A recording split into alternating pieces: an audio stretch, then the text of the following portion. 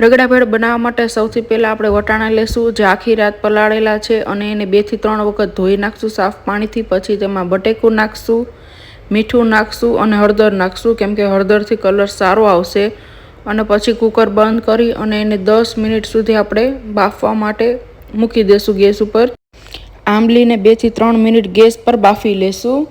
લીલી ચટણી બનાવવા માટે મરચાં, તીખી મરચી, લસણ, લીમડો, ધાણા, લીંબુ, મીઠું, ધાણા જીરું, ધાણા એવી બધી વસ્તુઓ નાખી અને આપણે લીલી ચટણી તૈયાર કરી લેશું જે રગડા ભેળમાં નાખવાથી સ્વાદ સારો આવે.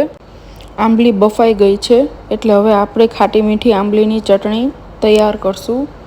જેમાં આપણે ગોળ નાખશું, મીઠું નાખશું, મરચી નાખશું અને બટેકા પણ નાખશું. બટેકા નાખવાથી આંબલીની ચટણી થોડીક જાડી થશે અને આપણે આંબલીની ચટણી રેડી થઈ ગઈ.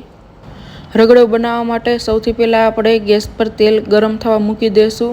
તેલ ગરમ થાય ત્યારબાદ તેમાં રાઈ, જીરું, હિંગ, લીમડો અને હળદર એ બધું નાખશું. લીમડાથી સ્વાદ સારો આવે અને હળદરથી કલર સારો આવે. ત્યારબાદ તેમાં આપણે ડુંગળી નાખશું.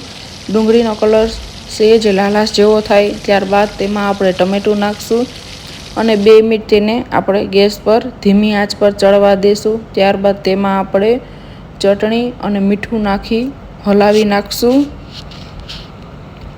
અને થોડીક વાર તેને ચડવા દઈશું. ત્યારબાદ તેમાં આપણે ધાણા જીરું, ગરમ મસાલો એ મિક્સ કરશું અને પછી આપણે તેમાં રગડો મિક્સ કરી દઈશું.